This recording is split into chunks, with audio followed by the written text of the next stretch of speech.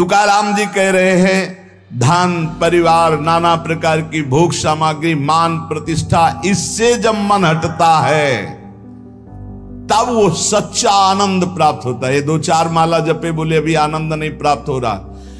धन की आकांक्षा, कामिनी की आकांक्षा, मान की आकांक्षा, इनका जब नाश हो जाता है भजन बल से, तब भगवदानंद की स्फूर्ति होती है। पर ये कुतर्की जन फिर भी उसका पिंड नहीं छोड़ते। कंचन कामिनी कीर्ति पर विजय प्राप्त किए हुए महापुरुष को भी कुतर्की जन उस समय भी उसका पिंड नहीं छोड़ते। तुकाराम जी कह रहे हैं भगवान को प्रसन्न करने के लिए हर समय कीर्तन में, हर समय नाम जप में, हर समय अपने कर्तव्य में। पर ये तर्क कुतर्की लोग अपने आप उनके पास आते हैं, कुतर्क करके शंका उठाते हैं और भारी भजन में विघ्न पैदा करते हैं। भारी भजन में विघ्न पैदा करते हैं कुतर्की लोग। तर्क वितर्क करके ये नाना प्रकार के शुष्क तर्क विवाद करने वाले अहंकारी लोग भजन का विरोध करते हैं।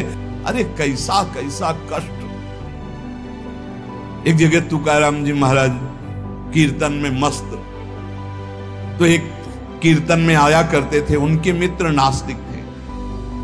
उनसे कहा एक बार आप तुकाराम जी के कीर्तन में चलिए और अगर आपको भगवदानंद ना आवे तो फिर आप जैसे भगवान की निंदा करते रहते हो, हम आपको कभी नहीं रोकेंगे, आप हमारे दोस्त तो एक बार चलो।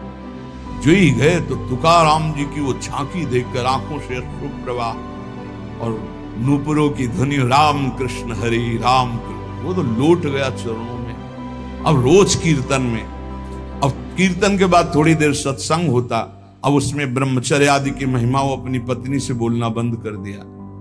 तो जैसे काफी समय हुआ तो उसको पता चला कि ये कीर्तन में तुकाराम जी के पास जाते इसलिए बोलना, तो बोले मेरी जिंदगी का नाश करने वाला, हाथ जोड़ करके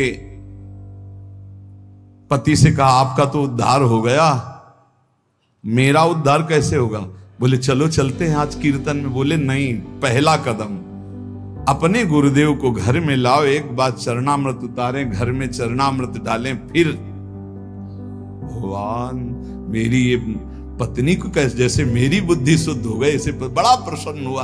तुकाराम जी से कहा जाएगा अपार कृपा आपकी, पूरी बात बताई। उनका भाई यदि तुम्हारी पत्नी को ऐसी प्रसन्नता और तो मैं अवश्य चलूंगा। सीधे सरल भक्त आ गए, उसने बीच आंगन में बैठाला, जो दरवाजा रसोई का था उसी के सामने, और पहले से 5 लीटर पानी खौलने को रख दिया था।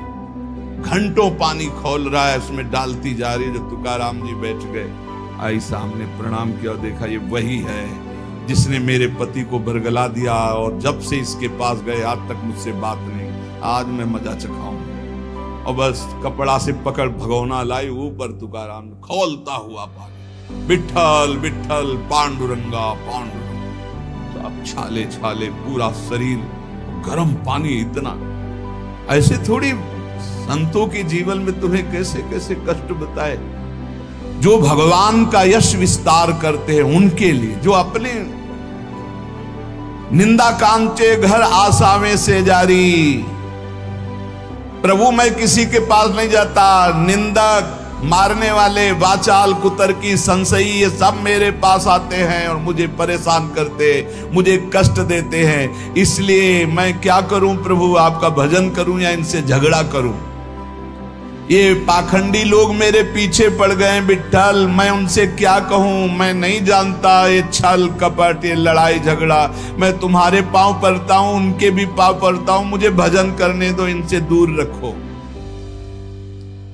नको दुष्टो संग पड़े भजना मधि भंग, तुक निषेधिता मद न साहे सर्वथा, एका माध्या जी में बाद करूं कोणाम सवे, तुझे वर्णुम गुण की है राखो दुष्ट जन। काय करूं एका मुखे सांगम महणे तुका।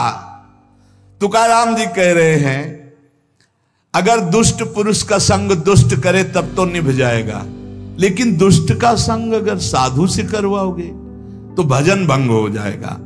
नको दुष्ट संग पड़े भजना मदि भंग।